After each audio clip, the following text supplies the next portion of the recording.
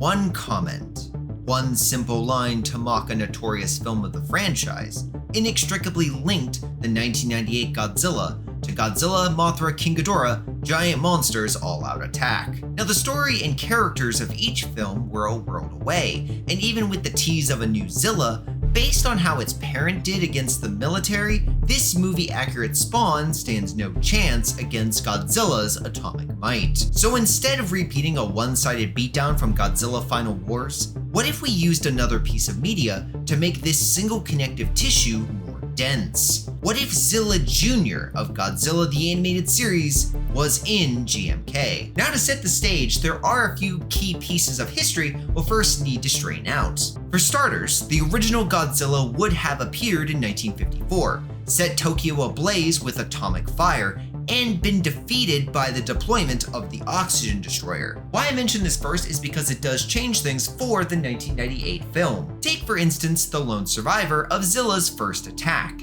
He's old enough in this world to have been around for what befell Tokyo in 1954. He could genuinely believe Godzilla destroyed his fishing vessel, and as the military notices footprints in Panama, most experts draw the same conclusion. Godzilla is back. Ironically, it's because of this reputation of the Godzilla that the military would probably deploy more hardware, more bombs, more everything to combat this new threat, merely for that excess to cause far more destruction against New York City itself. Because in the 1998 movie, a nation-destroying threat, at least power-wise, Zilla is definitely not. With the greater firepower levied against the mutant, perhaps other landmarks like the Statue of Liberty are destroyed in the process this time around. Otherwise, we can see events playing out as they did at the end of the 98 film, as well as the animated series. Heat forms as the best defense against the rising mutant threat. A team comprised of Nick Totopoulos, the team's leader and radiation specialist,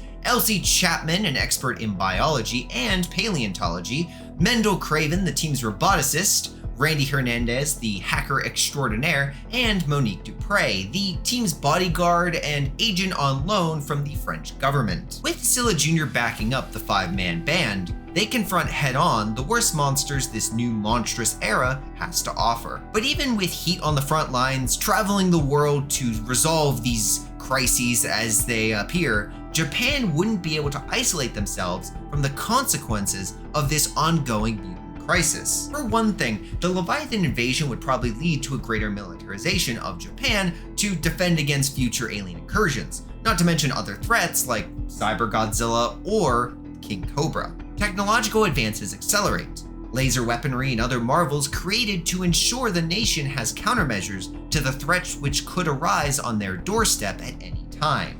So in late 2001, when an American nuclear submarine goes missing off Guam shores, US and Japanese forces investigate the disappearance, merely for one vessel's annihilation to give the other a blurry view of the horror which now lurks in the Pacific. Godzilla, the real one this time around, has returned. This sighting, compared to what occurred in the original film, would be taken far more seriously. While I say that, don't be confused. The Japanese Self-Defense Force, or JSDF, don't know definitively that this is Godzilla. They just know it's a monster which poses a risk to Japan if it migrates northward, an unknown mutant that absorbed all the radiation the US submarine possessed, and a threat which could unleash that latent nuclear potential upon the country's citizens. Naval forces are deployed, patrols made to find the unknown beast. But when Makinote Island suffers not just from a typhoon, but the wrath of unknown monstrous threats, does Japan request the aid of Heat, the world's foremost experts on mutated fauna? Also a far cheaper solution for the government than Solstice Industries' anti-mutant mechs. Luckily for Japan, Heat was already en route as they were moving to investigate the cocoon on Lake Ikeda. Upon the government's request though, the team divert and begin their investigation on the ruined island, speaking to those who survived the carnage to determine the identity of the culprit. The thing is, with Heat having dozens upon dozens of investigations under their respective belts, not to mention an extra 2 years of fighting other monstrous threats outside the animated series, I think Heat would be able to draw some conclusions not originally spotted in the original timeline. A great example of this is the motive of the monster. We see in the brief glimpse of what happened that night that Godzilla actively targeted populated homes. For a team used to the carnage left in the wake of mindless beasts, I think the clear signs of intelligence would set off some alarm bells for Heat. Alarm bells affirmed by Nigel, Mendel Craven's all-encompassing robotic assistant, whose sensors match the minuscule amount of radiation left behind to that of the original Godzilla. Thing is, this isn't a perfect match, as the 1954 Godzilla and this new Godzilla are not the same being. One is essentially a reincarnation off the body of the original, but coupled with the blurry footage taken from the submersible, it all but affirms to the Japanese Self-Defense Force and Heat this is no random mutation, but a new king of the monsters. And with the culprit identified, Mendel is absolutely horrified, recalling the original legends of the monster. Randy would just assume it's not a big deal, masking the fact he's not that knowledgeable on the subject. Elsie, by contrast, is probably a bit worried, but more excited at the scientific prospect of Godzilla's return. While Monique, by contrast, knowing full well the history of the original Godzilla, is put on edge. Nick has a more solemn reaction, mourning the loss of life caused by the creature and hoping Zilla will be enough to stop its reign of terror. At least that would have been Nick's hopes until the team make another discovery. There is not one, but two distinct set of footprints across the island, indicating a second monster. Unfortunately for them, the other footprints match a species they're quite familiar with, that of their own beast, Zilla. Unable to summon their reptilian powerhouse, Heat are left with more questions than answers. Questions like, did Zilla assist in the destruction? Did he fight Godzilla? And most pressing of all, where is Zilla now? Unable to answer these pressing inquiries on Godzilla's location, alarming new events divide Heat's attention. Earthquakes and reports of Godzilla near Mount Miyoko, coupled with the cocoon in Lake Ikeda, leads Nick to divide his team to combat these ongoing threats. Nick opts to stay with Hicks, knowing if the military finds Godzilla or Zilla, he'll want to be close by. Plus, he has a lead he wants to follow up on, one he's pretty sure, if not certain, is connected to the series of events that have transpired on the island. Monique and Randy fly to Mount Miyoko, while Mendel and Elsie investigate the cocoon at Lake Ikeda. Following the latter, Dr. Craven and Dr. Chapman fly to Kyushu, merely for the pair to run into an old frenemy, one Dr. Yukiko Ifukube, a robotic expert who created the original Robo Yeti in Godzilla the Animated Series. And here, she's likely created a new machine for the Japanese Self-Defense Force, a Robo Yeti Mark II currently prepping to destroy the cocoon. And while I'd like to say that Mendel or Elsie tell the Doctor to hold off on that outcome, I think they would actually support the destruction of the cocoon. For one, knowing Godzilla has returned and with Zilla's current whereabouts unknown, the quick elimination of this unknown threat would be a safe one. Also, while we the audience know that Mothra is an ally to Japan and a potential threat to Godzilla, to Mendel, Elsie, Yukiko, and the rest of the country, they don't know about the guardian monsters and just see this insectoid creature as a threat. Another monster. One who killed teenagers, meaning that Mothra in this timeline has a higher body count than King Cobra.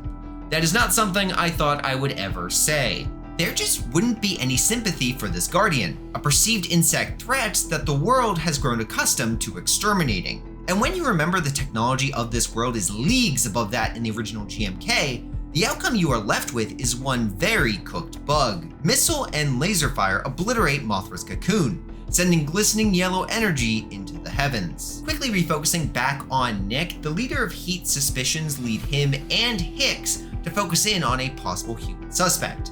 One, Cameron Winter. Why Cameron Winter? Well, remember, the destruction demonstrated intelligence. Now, this intellect could be that of Godzilla or Zilla, but Nick points out that the same result could be achieved with a man controlling the monsters. This theory would also explain why Zilla isn't responding to Heat's calls. He could be under the arrogant CEO's influence. Yet before Hicks or Nick can explore this lead, they receive a message from Cameron Winter himself.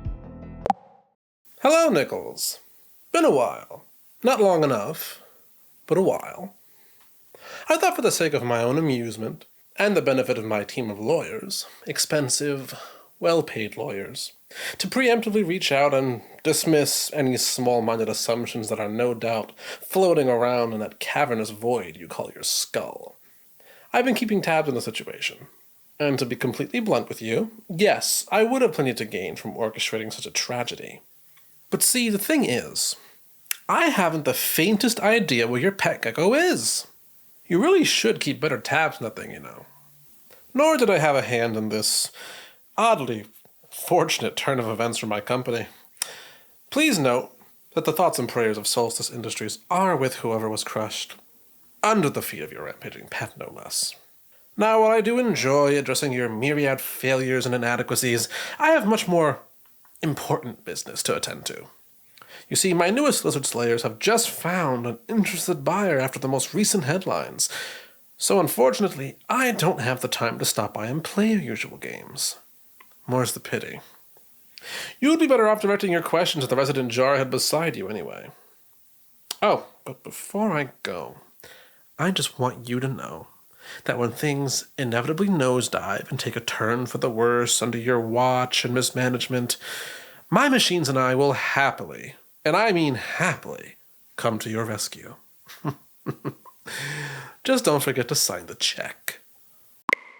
Knowing his old college roommate and knowing that through all the snark and cutting remarks that he is currently truthful, Nick turns his attention to Hicks. When pressed on why Cameron would point him in the Major's direction, Hick just shrugs. Yet when pressed further for any unusual activity in the past few months, the Major relents on a seemingly unrelented story on Site Omega. Some unknown monster attacks Site Omega, a creature which harmed no one and only went after a cryo storage facility located on the island, probably due to the fact that it's where they stored the dead mutants, acting as an easy meal for this unknown thing. When asked what resided within the cryo facility, Hicks reveals that only one body resided there, a carcass many years old and only kept around to siphon what meager scraps of alien tech remain. Cyber Godzilla. And it's upon hearing this Nick bolts to his personal computer, getting an earful from Hicks. Why? Well, most Leviathan tech had been scavenged from the corpse. What was left of the body wouldn't have been able to walk, let alone cause damage inflicted upon the island. Plus, the monster was dead, like multiple years dead. A statement affirmed when Nick attempts to match the footprint found on the island to Cyber Godzilla, merely for it to be close but not a conclusive match. Realizing that he's on the right track, Nick implements a single change, pulling up a perfect match. The footprints were not caused by Zilla, not even Cyber Godzilla, but the original, unmodified beast that nested in New York. Zilla Sr. Those of the dead don't have a single reborn monster under control. They possess two. Meanwhile, on the northwestern end of Japan, Monique and Randy would likely find themselves hot on the heels of one Yuri Tachibana, a reporter for BS Digital Q, who was also investigating the strange goings-on in this quaint little region of Japan. In fact, I wouldn't be surprised if they cross paths, especially with Yuri's father, Admiral Taizo Tachibana, connected to the Japanese Self-Defense Force, and perhaps able to unintentionally guide them to his daughter, noting that his daughter had mentioned something about guardian monsters or whatever. Thus, all the dire warnings of Godzilla's return from Hirotoshi Ishiyama, coupled with the knowledge of the guardian monsters, lead Monique and Randy to get a grasp of what's unfolding, just as Japan is confronted with a surge of monstrous appearances. Baragon arises beneath the earth in Motosu. Godzilla surfaces with murderous intent off Shizuoka. Zilla Sr. stuns onlookers by coming ashore off Kamakura, and King Ghidorah ascends into the heavens out of Aokigahara Forest. Giant monsters across Japan begin their all-out assault. Now, before we get into the conflict, I'm going to briefly pull away and discuss a few things about Godzilla that I feel are pressing to this what if. Mainly the Atomic Leviathan's legacy in Japan and what stokes this destructive god's unmerciful bloodshed. Starting with the former, it's doubtful Godzilla would have faded to something akin to a myth by the year 2001 for the Japanese people. Remember the context of this world. For the last 4 years, mutants would be appearing across every major continent. Terrors beaten or captured, but not by the countries they appear in, but by an outside power. Heat, an ally to man, yes, but an outside presence all the same. An acknowledgement that nations can't defend their people against the monstrous threats which inhabit the world. Japan, meanwhile, would not only have the first recorded instance of a mutant appearing, that being Godzilla in 1954, but the nation would be able to point to that event in time when the military heroically accomplished the impossible, banishing the atomic horror to oblivion. A complete fabrication, as the oxygen destroyer ultimately felled the atomic leviathan, not the military, but a lie that would be actively propagandized in the modern day. People wouldn't forget Godzilla, relegating him to some myth. Instead, the people of Japan would believe their nation is above him and other monsters. An arrogance as infuriating to the souls within Godzilla as Japan's lack of accountability. Lives lost by the militarist actions of a Japan, the modern day version chooses to downplay or outright forget. Now, I appreciate the film for this message. It's a message every country, including the United States, could stand to learn from. Thing is, the film suffers from the very flaw it's trying to warn against. Because while many died in World War II due to Japan's actions in the Pacific, far more innocent souls perished by the nation's actions on the Asian mainland. Back to the scenario, Godzilla would ruthlessly carve through Japanese urban centers, punishing the arrogance of man and demonstrating why nature is in control. Military forces of the US and Japan engaged the atomic leviathan, merely to suffer incalculable casualties. I can imagine Nick and Hicks, who both are still on Maganote Island, demanding to know how Japan bested Godzilla in the past, merely to discover that the military took credit for the noble actions of one man's single sacrifice. Thus, the only hope in Nick's eyes to stop this rampaging threat is Zilla, and reappear the titular reptile does. However, it's not close to Godzilla, but the rampaging Zilla Jr. This was the target that Zilla sensed and ignored heat to chase. An undead creature like Godzilla, reborn anew to enact the wishes of those slain by Japan's past actions. Father and son clash once more, but would the supernatural buffs be enough for the original Zilla to usurp his son?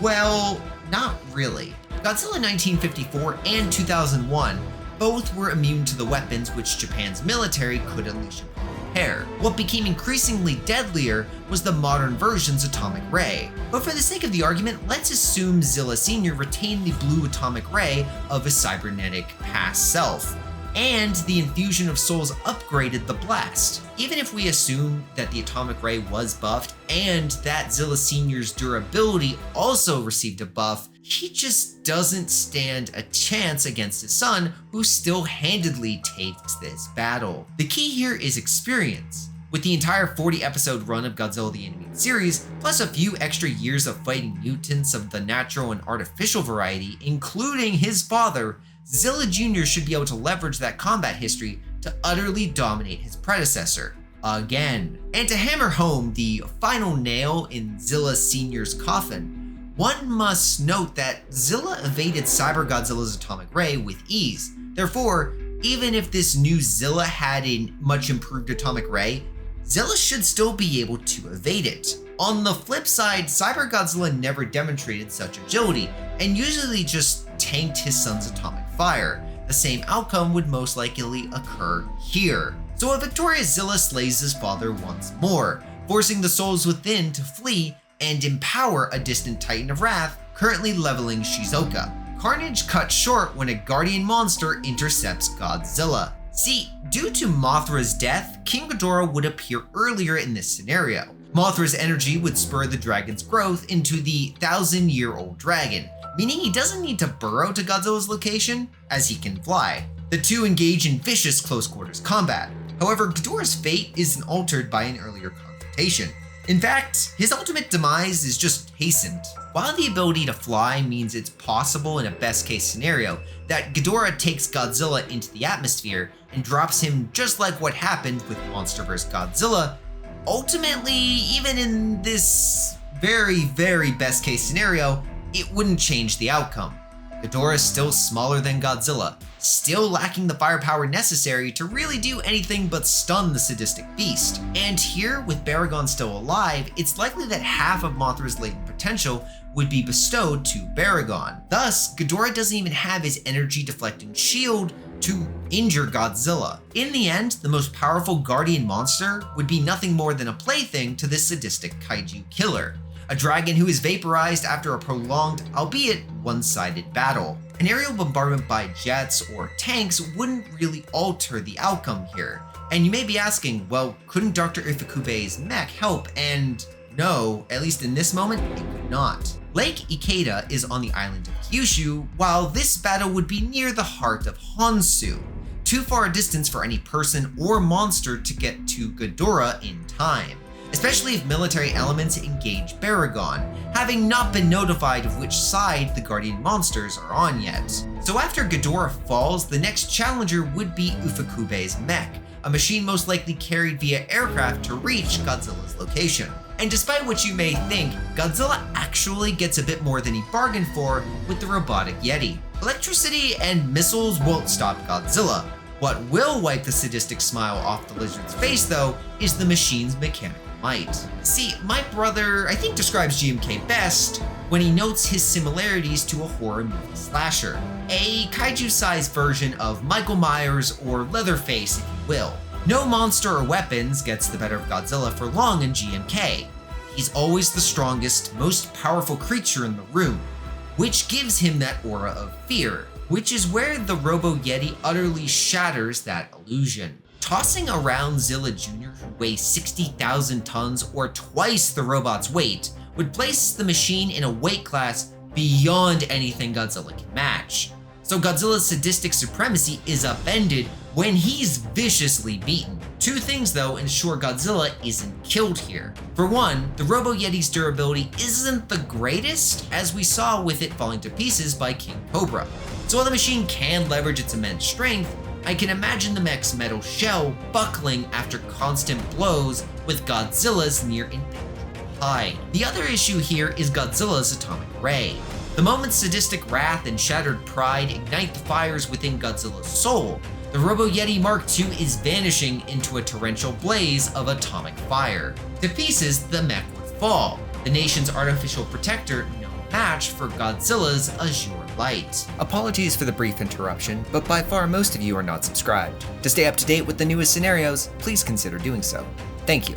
By this point, hours have passed since the Atomic Leviathan's arrival, allowing everyone including Heat, Major Hicks, Dr. Fukube, and Miss Tachibana to finally gather at one location, like the prefecture of Yamanashi, for instance. Currently, Godzilla's headed toward Tokyo, despite Baragon's distant, antagonizing roars to draw him away. Zilla is also likely on his way to intercept Godzilla, at least to the group's best guess, but he's gone underground, quite literally. When you also note that the American and Japanese forces would attack Godzilla and be rendered utterly useless, that you can understand why Heat would come up lacking when it comes to answers on how to best Godzilla. Nick here would be unusually quiet, the untold loss of life and unfathomable weight upon his shoulders. Randy, by contrast, still believes Zilla can win, while everyone else like Monique, Mendel, and Elsie aren't confident in the slightest in their mascot. All three believe that Zilla shouldn't fight, not only because they think he can't win,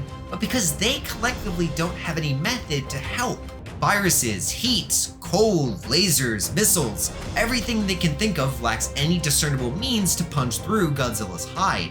Effectively, he's just too tough. Yuri, who still has the Guardian Stone and probably knows a bit more about it thanks to Heat's research, would probably come to the conclusion that they should give the stone to Baragon. However, it's not guaranteed to really help, considering how much of a buff could be given to a creature so small. So when Monique says there's nothing that can be done except evacuating those currently in the atomic reptile's path of destruction, Nick finally speaks. The team's radiation specialist doesn't have a way to break through Godzilla's hide, but he notes that a sufficiently large dose of cadmium should impact Godzilla's firepower, turning a beam of instant death to something a shade less lethal. For reference, think legendary Godzilla's atomic ray in 2014 versus the firepower he demonstrated against Kong at sea. Monique, ever the realist, would note that cadmium isn't a solution here, and whoever is close enough to deliver the payload would most likely die. Nick, though, counters that any evacuation would just be buying time as well. Not to mention people would be left behind, forgotten. If Yuri's claims are to be believed, that behavior is exactly how this Godzilla came to be. With the pair at each other's throats, it's ultimately Randy who realizes there is one weapon which could do the impossible. The chemical weapon used by Philippe Roche against the chameleon in York.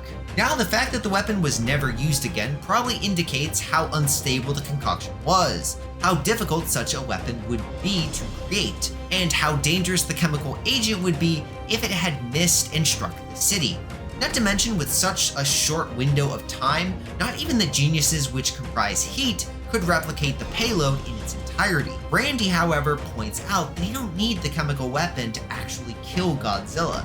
They just need to give the Z-Man an opening, a weakened layer of armor to land a crippling or final blow. So Heat gets to work, while Nick speaks to Hicks about acquiring the cadmium through military methods. You might also be asking about the delivery method, and Nick also has a plan on that end too.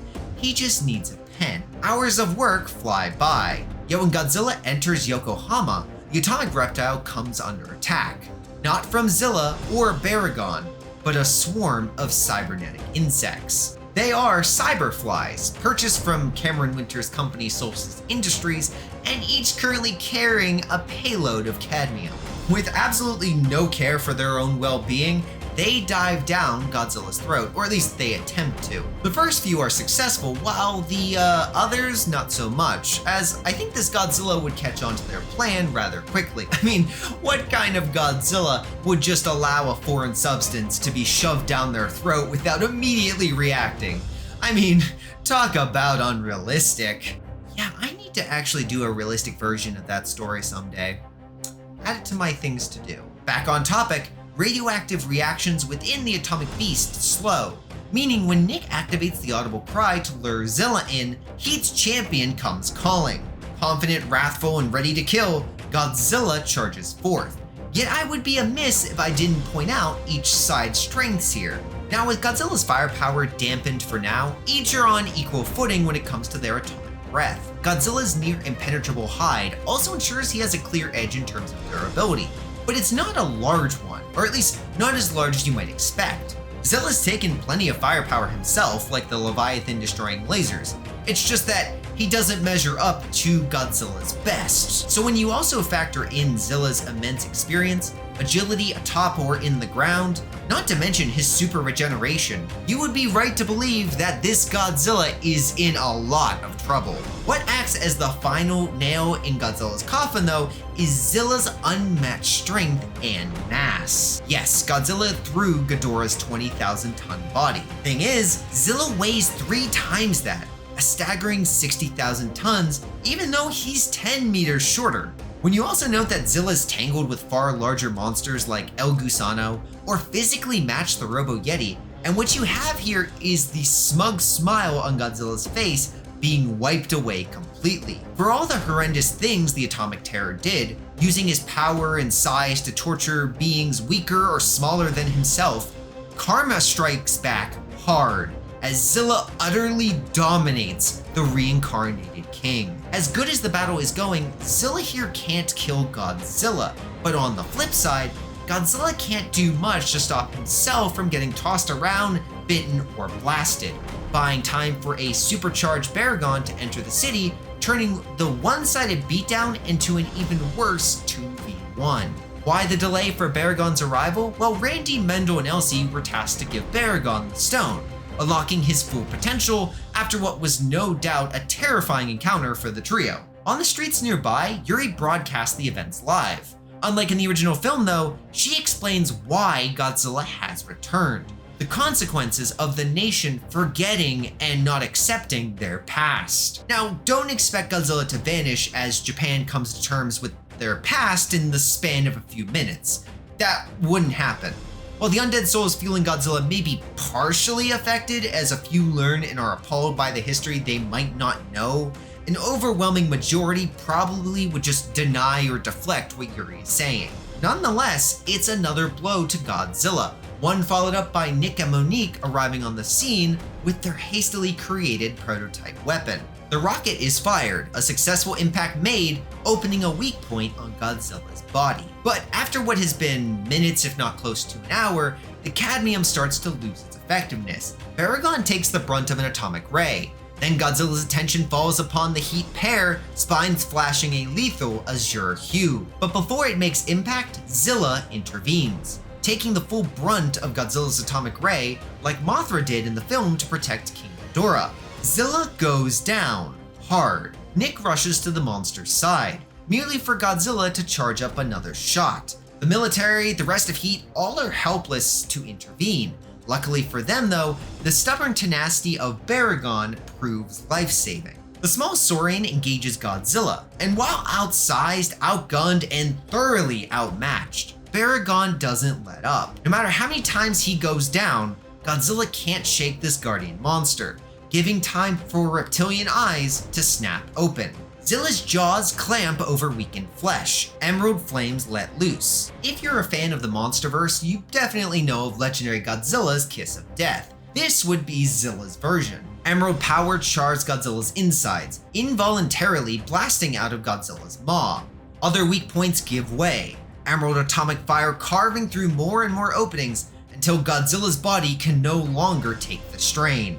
An explosion of gargantuan size engulfs Yokohama. Godzilla is no more. And with this taking place on land, just like what happened with Godzilla in my What If Godzilla -1 was historically accurate video, here no piece or organ of Godzilla remains to regenerate from. Every large chunk is either destroyed by Zilla or Baragon, and after they roar with victory, Japan breathes a collective sigh of relief. So after the battle, Cameron Winter no doubt claims the entire victory was thanks to his own efforts. Heat returns to New York, no doubt needing some R&R with those they love after the horrors they experienced. They won't soon forget what happened though. Instead, they'll take with themselves the knowledge of the past to make the future a better place. Yuri likely continues to emphasize the same principles after everything she's experienced, trying her best to educate those that are willing with what the nation did in the past. That way they too can move on, reconcile, and ensure this does not happen not only for Japan, but other nations. For like his appearance in 1954, wouldn't Godzilla act as a harbinger, a warning that this can happen to any nation, that a horror of the past can return, if a nation does not come to repent and correct the mistakes of its past. A pair that does not need reconciliation though is Baragon and Zilla. There is no bad blood here, and I can see the two forming an alliance similar to that of Anguirus and Godzilla, with one returning to the United States, while the other remains in his homeland of Japan. A rivalry, friendship, and pact between an atomic reptile and stubborn Saurian. Two guardians ready to face whatever new threat dares to challenge their domains, be it the living or the dead. And that concludes this monstrous What If. I did not realize it would become this large when I was planning it out, so I hope y'all enjoy this supersized full story. Next up on What If Kaiju is what if Anguirus Showa defeated Godzilla in the Showa era. And if that sounds awesome to you, remember to like and subscribe. I'm GrayShot151, and I'll catch you all next time. Until then, later.